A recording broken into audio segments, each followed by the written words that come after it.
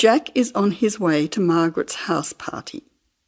He is phoning her for directions. First, you will have some time to look at questions 1 to 5.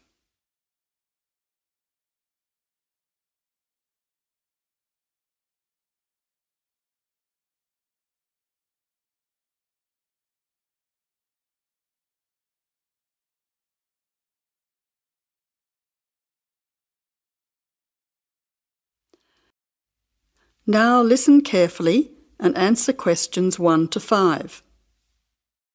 Jack has got lost on his way to Margaret's party. He is phoning her for directions.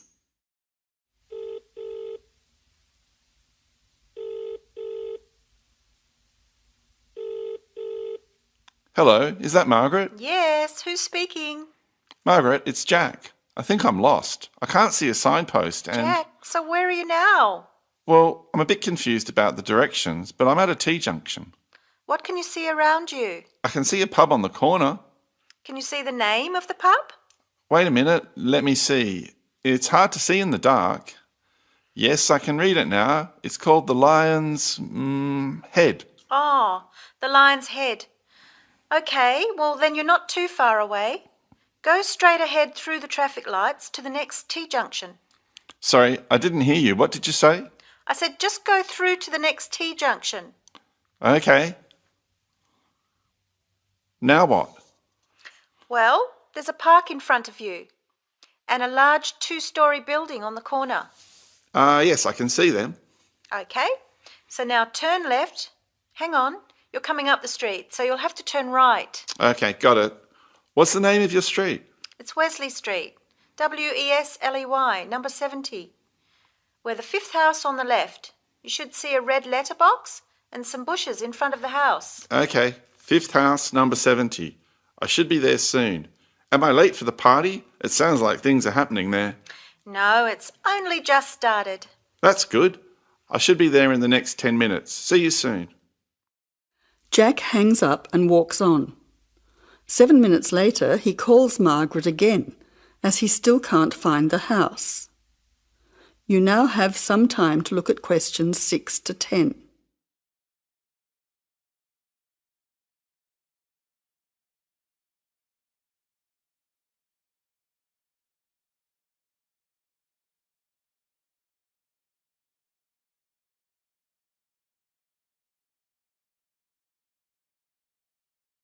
As you listen, answer questions 6 to 10.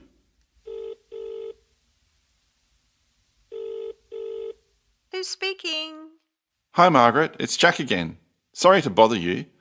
Listen, would you mind doing me a favour? Of course, what? Could you tell Mike I have got his camera? I've tried to send him a text message, but it's not going through. Oh, he's not here yet. Oh dear, he said he'd be there early. He might be lost too. Okay, I'll call him. What's his number? 0482 563379. Oh, so that's 0485. No, 0482 563379. Okay, I'll call him right away. But where are you now? Well, I'm in your street, but I still can't find your house. I can't see the numbers very clearly, or a red letterbox. It's pretty dark. I thought you said it was easy to find. Oh, okay, wait there. I'll come outside and get you. All right then, and don't worry about calling Mike. I'll try to call him now. Hang on, there's someone coming down the street. It looks like Mike. Oh, and I can see the letterbox now. It was hidden behind a bush. See you soon.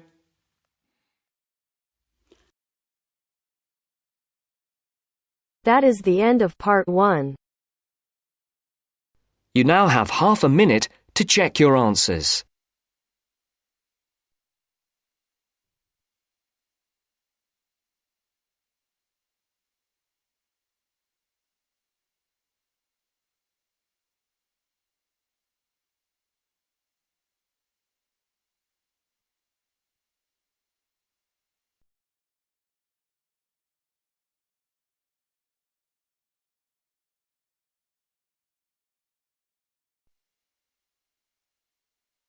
Now turns to part 2.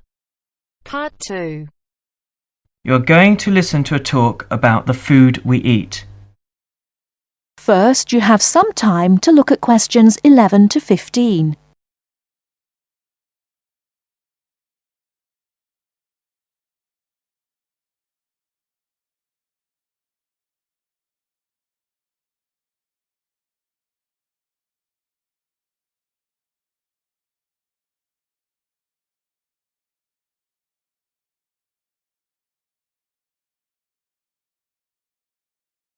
Now, listen carefully and answer questions 11 to 15.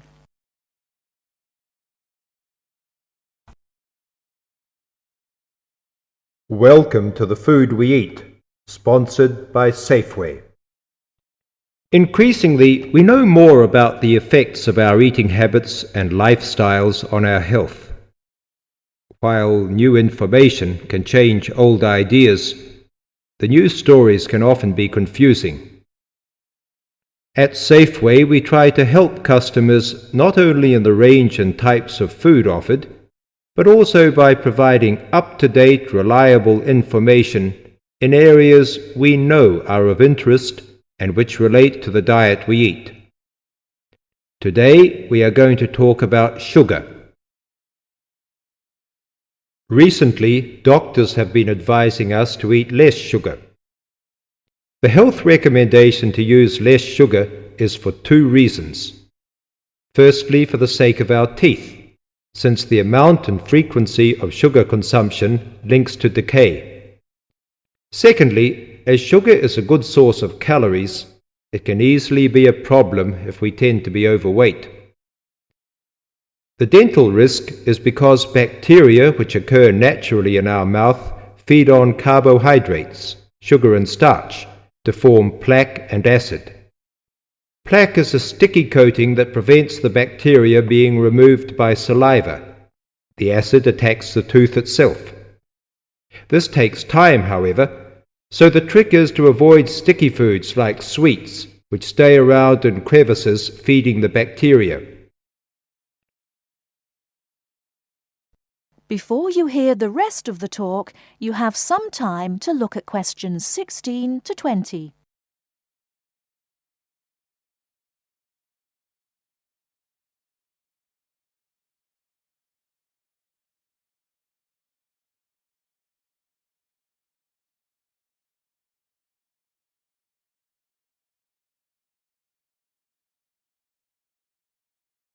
Now listen and answer questions 16 to 20. Regular brushing, preferably with a fluoride toothpaste, helps remove particles and resist acid. The worst thing you can do is nibble sweet things between meals. It puts your teeth under constant attack. A sweet tooth develops gradually, and you might be surprised at how you can steadily unlearn the taste, taking in fewer calories and saving your teeth. Here's some ways. A. Gradually cut down the sugar in tea and coffee till you can stop altogether or switch to sweeteners. B. Choose snacks with a lower sugar content. Fresh fruit, raw vegetables, crackers, milk or low-fat natural yogurt. Remember, some fruits like raisins have lots of sugar. C. Look for reduced sugar alternatives. There are more and more around, from diet drinks to yogurts, even jams and sauces. D. Try gradually to cut back on the sugar you use in cooking, especially in baking. That is the end of part 2. You now have half a minute to check your answers.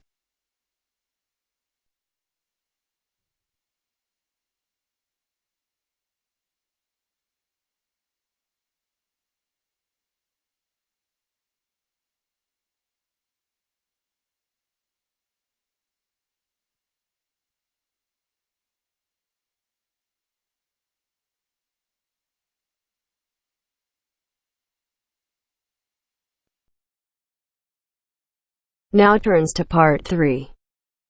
Part 3. First, you have some time to look at questions 21 to 25.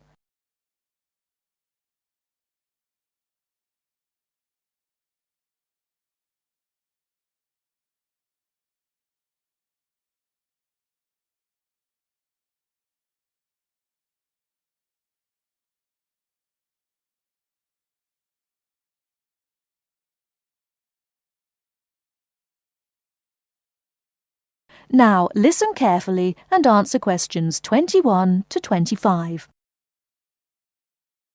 Good afternoon, everybody.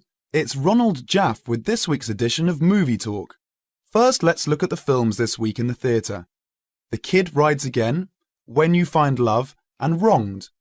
The last of the three, Wronged, is definitely the best. In fact, one of the best films in a long time, with Henry Michelson and Joanne Seymour. It is about a man who gets a life sentence for a murder he did not commit. In the style of the films of the 40s and 50s, it is a modern story of a man and his wife, wonderfully played by Joanne Seymour. They fight to make people believe Thompson is the wrong man and not the killer. The strength of their love is wonderful, even after Thompson has been in prison for 15 years. Of course, I won't tell you what happens after Thompson's 15th year in prison. That would ruin the story. But if you see no other film, you should see this one. The story may be old, but the acting is great, and it will hold your attention from beginning to end. Unfortunately, I can't say the same for When You Find Love. Just another silly story about how boy meets girl, boy loses girl, boy gets girl again, and they live happily ever after. Before you hear the rest of the talk, you have some time to look at questions 26 to 30.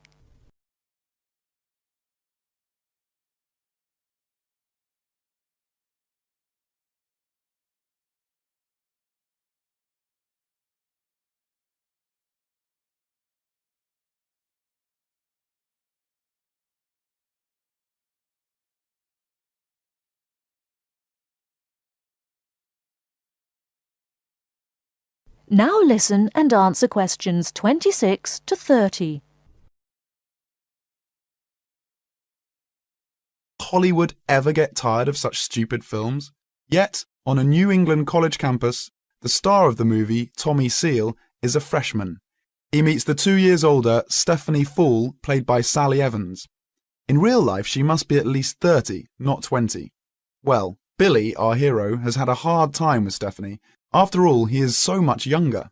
But they fall in love in about a minute, as long as it takes to take a picture with a Polaroid, and they are both so happy, in true paradise, until Buck, the star football player, played by Ronco Starr, the only good acting in the film, steals Stephanie away from the poor Billy. He is, after all, a senior and football star, and the rest of the film is about, naturally, how Billy gets Stephanie back, making her remember their love.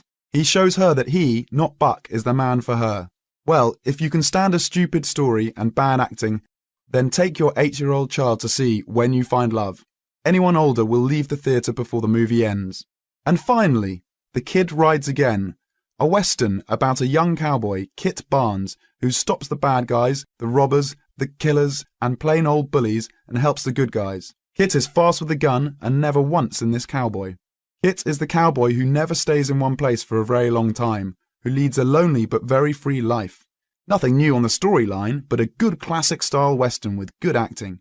Peter Sells as Kit catches just the right mood. He's an excellent and natural cowboy. There are beautiful scenes of the open country in the West and enough action to hold your interest. A good cowboy film for those who, like me, always enjoy seeing the Old West. And now, before we go on with the news from Hollywood, a word from our sponsor.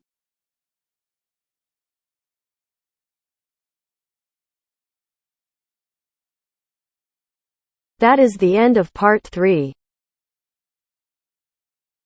You now have half a minute to check your answers.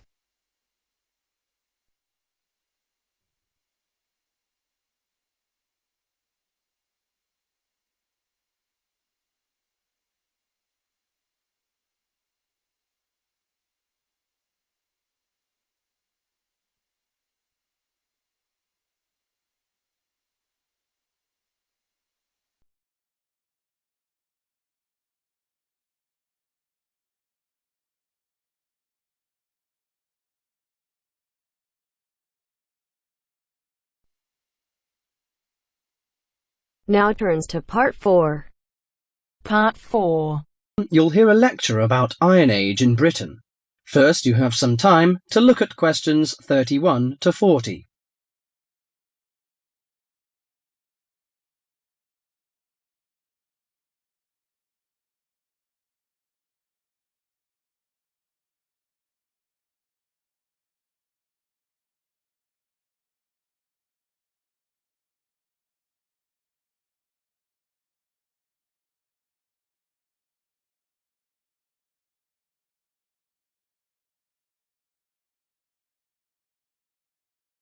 Now listen carefully to the message and answer questions 31 to 40.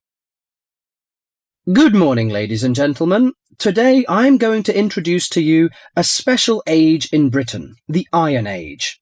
People at that time, you may be surprised to hear that, seem close to the men and women of today, because archaeologists discovered that they tried to vary their diet, improve their homes, and follow fashions.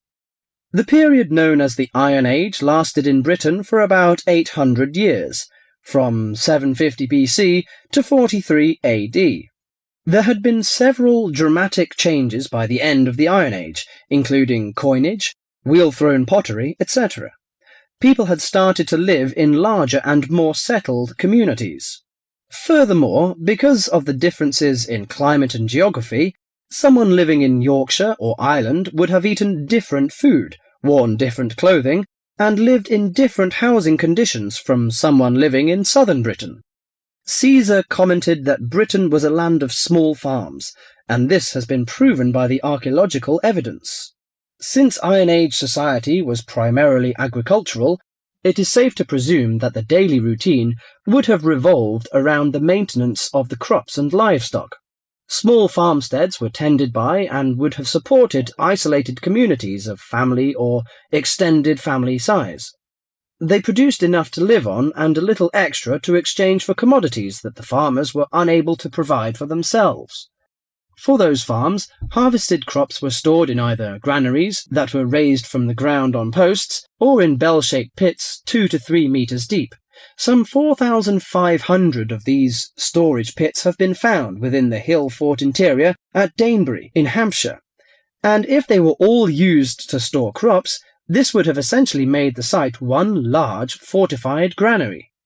Although the archaeological evidence shows that cattle and sheep would have been the most common farm animals, it is known that pigs were also kept.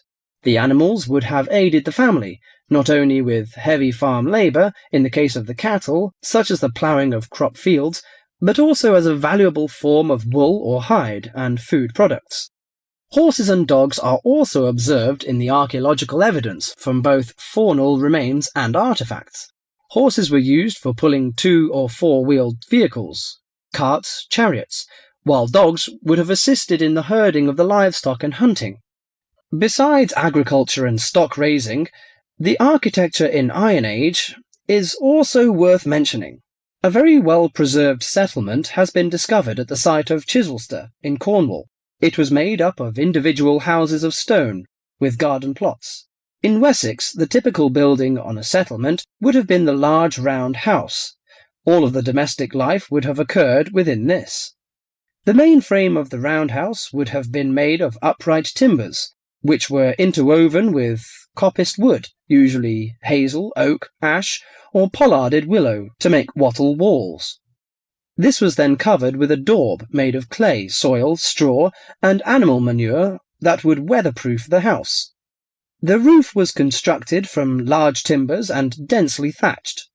The main focus of the interior of the house was the central open hearth fire. This was the heart of the house to provide cooked food, warmth, and light. Because its importance within the domestic sphere, the fire would have been maintained 24 hours a day. Beside the fire may have stood a pair of fire dogs, such as those found at Baldock in Herefordshire, or suspended above it a bronze cauldron held up by a tripod and attached with an adjustable chain. The ordinary basic cooking pots would have been made by hand, from the local clay, and came in varying rounded shapes, occasionally with simple incised decorations.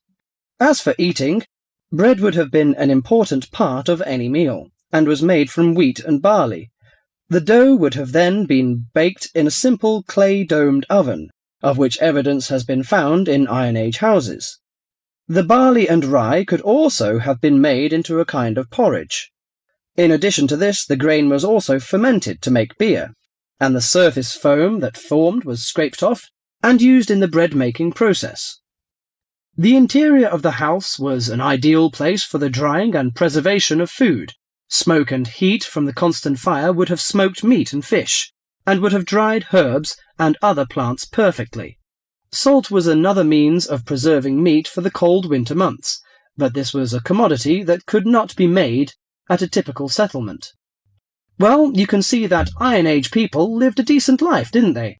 I'm going to introduce their culture and leisure time next time. Thank you. That is the end of part 4.